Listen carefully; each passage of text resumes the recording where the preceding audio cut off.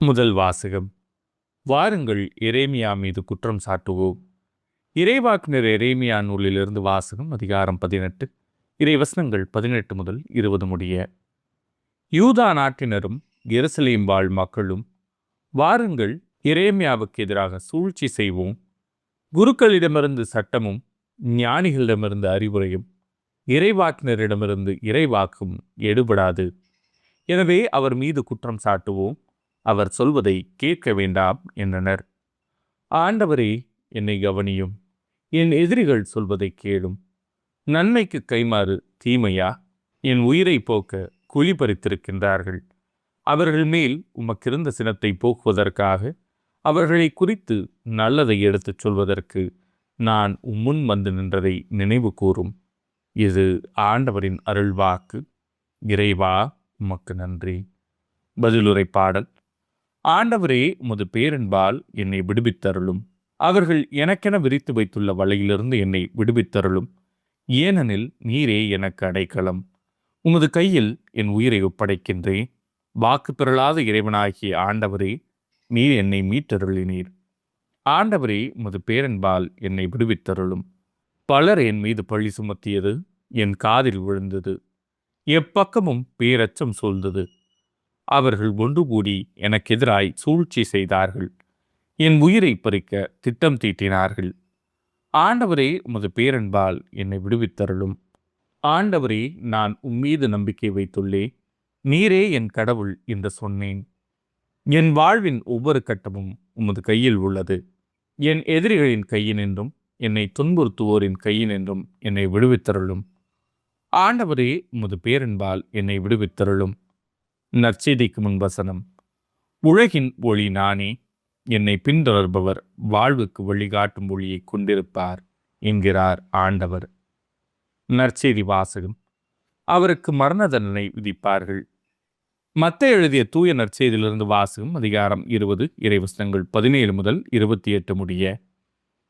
அக்காலத்தில் இயேசு எருசலேமை நோக்கி செல்லும் வழியில் 12 சீடரையும் தனியே அழைத்து, இப்பொழுது நாம் எருசலேமுக்கு செல்கிறோம். மானிட மகன் தலைமை குருக்களிடமும் மறைநூல் அறிஞர்களிடமும் ஒப்புவிக்கப்படுவார். அவர்கள் அவருக்கு மரண தண்டனை விதிப்பார்கள். அவர்கள் அவரை ஏளனம் செய்து சாட்டையால் அடித்து சிலுவையில் அறையும்படி பிற இனத்தவரிடம் ஒப்புவிப்பார்கள். ஆனால் அவர் 3ஆம் நாள் உயிருடன் எழுப்பப்படுவார் என்று அவர்களிடம் கூறினார். பின்பு செபதேயுவின் மனைவி தம் மக்களோடு ஒரு வேண்டுகோள் விடுக்குமாறு இயேசுவிடம் வந்து பணிந்து நின்றார். உமக்கு என்ன வேண்டும் என்று இயேசு அவரிடம் கேட்டார். அவர், நீ ஆட்சி புரியும் போது என் மக்களாகிய இவர்கள் இருவருள் ஒருவன் உமது அரியணையின் வலப்புறமும் இன்னொருவன் இடப்புறமும் அமரச் செய்யும் என்று வேண்டினார். அதற்கு இயேசு, நீங்கள் என்ன கேட்கிறீர்கள் என உங்களுக்கு தெரியவில்லை. நான் குடிக்கப் போகும் துன்பக் கிண்ணத்தில் உங்களால் குடிக்க இயலுமா என்று கேட்டார். அவர்கள், எங்களால் இயலும் என்றார்கள். அவர் அவர்களை நோக்கி, ஆம், என் கிண்ணத்தில் நீங்கள் குடிப்பீர்கள். ஆனால் என் வலப்புறத்திலும் இடப்புறத்திலும் அமரும்படி அருளுவதோ எனது செயல் அல்ல. மாறாக அவ்விடங்களை என் தந்தை யாருக்கு ஏற்பாடு செய்திருக்கிறாரோ அவர்களுக்கே அவை அருளப்படும் என்றார். இதை கேட்டுக்கொண்டிருந்த 10 பேரும் அச்சகோதரர் இருவர் மீதும் கோபம் கொண்டனர். இயேசு அவர்களை வரவழைத்து, பிற இனத்தவரின் தலைவர்கள் மக்களை அடக்கி ஆளுகிறார்கள். உயர்குடி மக்கள் அவர்கள் மீது தங்கள் அதிகாரத்தை காட்டுகிறார்கள். இதை நீங்கள் அறிவீர்கள். உங்களிடையே அப்படி இருக்கக்கூடாது. உங்களுள் பெரியவராக இருக்க விரும்புகிறவர் உங்கள் தொண்டராக இருக்கட்டும். உங்களுள் முதன்மையானவராக இருக்க விரும்புகிறவர் உங்களுக்கு பணியாளராக இருக்கட்டும். இவ்வாறே மானிட மகனும் தொண்டு ஏற்பதற்கல்ல, தொண்டு ஆற்றுவதற்கும் பலருடைய மீட்புக்கு ஈடாக தம் உயிரை கொடுப்பதற்கும் வந்தார் என்று கூறினார். இது ஆண்டவரின் அருள்வாக்கு. கிறிஸ்துவே, உமக்கு புகழ். இறையேசுவில் பிரியமான சகோதர சகோதரிகளே, இந்த தவக்கால திருப்பயணத்தில் இறை வார்த்தையோடு உங்களை சந்திப்பதில் நான் மகிழ்ச்சி அடைகின்றேன். இந்த ஒரு சில வார்த்தைகள் உங்கள் பயணத்திற்கு உதவியாக இருக்கும் என்று நம்புகின்றேன். ஒவ்வொரு நாளும் இந்த 40 நாள் தவக்கால திருப்பயணத்தில் தாய் திருச்சபையானது நாம் தொடங்கியிருக்கும் இந்த திருப்பயணம் வெற்றிகரமாக பயணமாக முடியவும் ஒவ்வொரு நாளும் நாம் பிரச்சனைகளாலும் இன்னல்களாலும் துவண்டு விடாமல், துவண்டு விட்டாலும் எழுந்து நம்முடைய திருப்பயணத்தை தொடர தாய் திருச்சபையானது ஒவ்வொரு நாளும் இறை வார்த்தையின் வடிவாக நம்மை வழிகாட்டி கொண்டிருக்கின்றது. இந்த திருப்பயணமானது ஒரு குடும்பமாக முயற்சி செய்கின்றோம், தனிநபராக முயற்சி செய்கின்றோம், ஒரு சமூகமாக முயற்சி செய்கின்றோம், ஏன் ஒரு பங்காக முயற்சி செய்கின்றோம். காரணம், நாம் அனைவரும் ஒன்று சேர வேண்டும். ஒன்று சேர்ந்தால்தான் பயணத்தின் வெற்றி நமதாக முடியும் என்ற உன்னத நோக்குடன் தான் தாய் திருச்சபையானது இறைவார்த்தையோடு நம்மை வழிகாட்டுகின்றது. இன்று நாம் மார்ச் மாதம் 4ஆம் தேதி புதன்கிழமையில் இருக்கின்றோம். இன்றைய வழிகாட்டியானது முதல் வாசகத்தில் இறைவாக்கினர் எரேமியா வழியாக நாம் வழிகாட்டப்படுகின்றோம். எரேமியா அதிகாரம் 18, இறை வார்த்தைகள் 18, 19 மற்றும் 20. இந்த 3 வார்த்தைகள் நமக்கு கொடுக்கும் செய்தி என்னவென்றால், பிரச்சனைகள் வரும், எதிரிகள் இருப்பார்கள், நம்மை அடக்கிவிட நினைப்பார்கள், தொந்தரவு கொடுப்பார்கள், ஏன் நம்மை கொலை செய்து கூட இவ்வுலகிலிருந்து நம்மை வெளியேற்றம் செய்து விடுவார்கள். ஆனால் எதற்கும் அஞ்சாமல் துணிச்சலோடு இறைமகன் இயேசு அது கொடுத்த அந்த சக்தியோடு வல்லமையோடும் தோண்டுவிட்டாலும் பிரச்சனைகளை நாம் சிக்கிக்கொண்டாலும் ஒவ்வொரு முறை நாம் எழுந்து நடக்க அந்த இறைவாக்கினர் எரேமியாவின் வார்த்தைகள் ஆதரவாகவும் சக்தியை கொடுப்பதற்காகவும் நம் விசுவாசத்தை தூண்டுவதாகவும் அமைகின்றது. ஏனென்றால், வாருங்கள், அவனுக்கு எதிராக நாம் போர் தொடுப்போம், அவனுக்கு எதிராக நாம் நிற்போம், அந்த இறைவாக்கினரை நம்முடைய பொய் சொற்களால் அழித்து விடுவோம் என்று ஒருபுறம் அந்த எருசலேம் மக்கள் நிற்கும் பொழுது, எரேமியா இறைவாக்கினர் உம்மை நோக்கி மன்றாடுவது, ஆண்டவரே, நான் செய்தது தவறல்ல, உண்மையின் வழியாக நான் செல்கிறேன், உண்மைக்காக நான் உழைக்கின்றேன், நல்லது செய்தால் தீங்கு வருவது நிச்சயம்தானே, உமக்கு அறிந்தவே அல்லவா, இருந்தாலும் தீங்கு செய்பவர்களை நீர் தண்டிக்காமல் நான் உமக்கு ஊழியம் புரிகின்றேன், அந்த ஊழியத்தின் வழியாக அந்த மக்களை நீர் தண்டிக்காமல் விட்டுவிடும். அந்த மக்களுக்காக பரிந்து பேசுகின்றார். அதே கருத்துடன் நாம் நற்செய்தியில் நுழையும்போது, எருசலேமுக்குள் நான் இருக்கின்றோம் என்று தம்முடைய அப்போஸ்தலர்களை கூட்டிக் கொண்டு எருசலேம் வாயிலில் நுழைந்த இயேசு கிறிஸ்து கூறுகின்றார், ஆம், மானிட மகன் எதிரிகளின் கைகளில் அடைக்கப்படுவார். நடக்கப் போவதை தம்முடைய அன்பாலும் நட்பாலும் சூழப்பட்ட அந்த அப்போஸ்தலர்களுக்கு அவர் எடுத்து கூறுகின்றார். ஏனென்றால் அவர்கள் புரிந்து கொள்வார்கள், அறிந்து கொள்வார்கள், உண்மையாக இயேசுவை பின்பற்றுவது எப்படி என்பதை புரிந்து கொள்வார்கள் என்ற உன்னத நோக்குடன் சொல்கின்றார். எருசலேமுக்கு செல்கின்றோம், இறைமகனை அவர்கள் கையளிப்பார்கள், எதிரிகளின் கைகளில் ஒப்படைப்பார்கள், எதிரிகள் முள்முடி சுட்டுவார்கள், அவரை கற்றோனில் கட்டி அடிப்பார்கள், கடைசியில் சிலுவையில் அவரை அறைவார்கள். ஆனால் 3ஆம் நாள் கண்டிப்பாக அவர் உயிர்த்தெழுவார், அந்த உயிர்த்தெழுவின் வாயிலாக நம் அனைவருக்கும் புது வாழ்வை தருவார் என்ற உன்னத செய்தியை தன்னுடைய நண்பர்களாகிய அப்போஸ்தலர்களுக்கு கூறுகின்றார். ஆனால் அன்பார்ந்தவர்களே, அங்கு கூட மனித இயல்பின் புரிந்து கொள்ளாத தன்மை வெளிப்படுகின்றது. உடனடியாக என்ன நடக்கிறது என்று பார்ப்போம். செபதேவியின் மனைவி உடனடியாக தன் 2 பிள்ளைகளை கூட்டிக் கொண்டு, ஆண்டவரே, நீர் அரசவையில் அமையும்பொழுது வலப்புறத்தின் ஒருவனுமாக இடப்புறத்தில் ஒருவனுமாக அந்த ராஜ அரச திரையில் நீர் அமரும்பொழுது அவர்களுக்கு இந்த இடத்தை கொடுத்தருளும் என்று கூறுகின்றார். அப்பொழுதுதான் இறைமகன் யோசிக்கின்றார், ஏன் இந்த மனித பலவீனம்?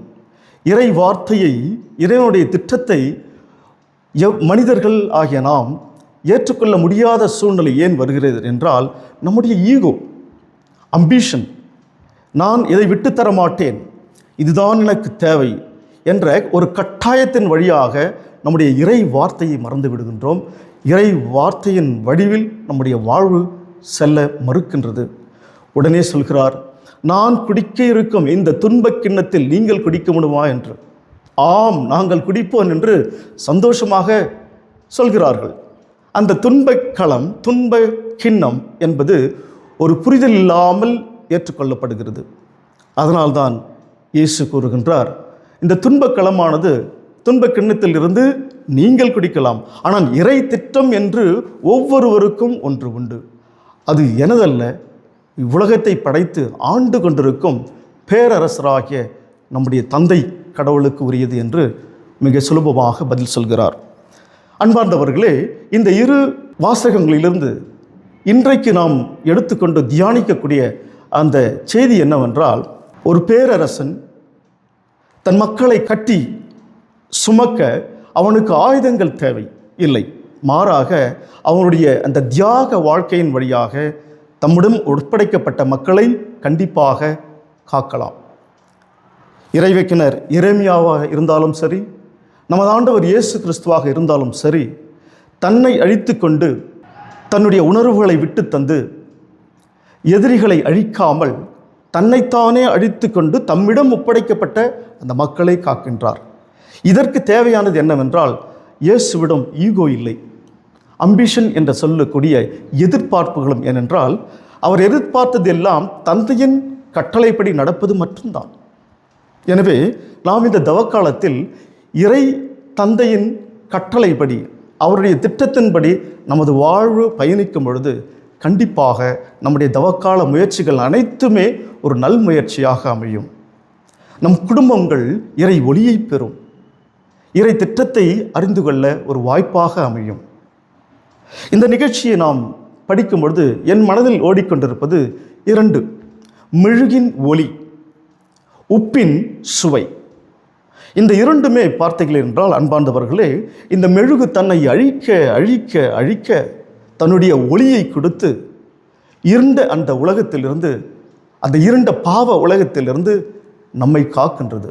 ஆனால் அதே நேரத்தில் தன்னை அழித்து கொண்டு ஒவ்வொரு முறையும் அந்த சுடர் அதிகமாகும் பொழுது அந்த மெழுகு தன்னைத்தானே அழிக்கின்றது. தான் அழிந்து விட்டோமே என்று அந்த மெழுகு வருத்தப்படுவதில்லை, மாறாக தன் மூலமாக அந்த ஒளியை தந்திருக்கிறோம் என்ற ஒரு பெருமிதத்தோடு அது மறைகின்றது. அதே போல நீங்கள் அந்த உப்பின் சுவையை பார்த்தீர்கள் என்றால், ஒரு சமையலில் அந்த உப்பை போடும் பொழுது உப்பு மறைந்து விடுகின்றது, ஆனால் அதன் சுவை மறுக்கப்படுவதில்லை. எந்த அளவுக்கு உப்பிடுகின்றோமோ தேவைக்கு ஏற்பவாறு அந்த சுவை அதிகமாகிறது.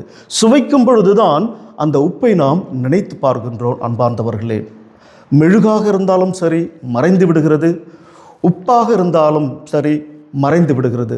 ஆனால் அந்த மெழுகும் உப்பும் விட்டு சென்ற அந்த ஒளியும் சுவையும் மறக்கப்படுவதில்லை. அதே போலதான் நமது ஆண்டவர் இயேசு கிறிஸ்து இந்த உலகின் ஒளியாக இருக்கின்றார், இந்த உப்பின் சுவையாக இருக்கின்றார், நம் வாழ்வை வளம்படுத்துகின்றார், இருண்ட நம் வாழ்வில் ஒளியேற்றுகின்றார் ஒவ்வொரு நாளும் மிக சிறப்பாக இந்த தவக்கால திருப்பயணத்தின் வழியாக. எனவே தன்னுடைய சீடர்களை நன்றாக என்னை புரிந்து கொள்ளுங்கள், இந்த உப்பின் சுவை வழியாக, இந்த மெழுகின் ஒளி வழியாகத்தான் நாம் இந்த உலகை கையாள முடியும்.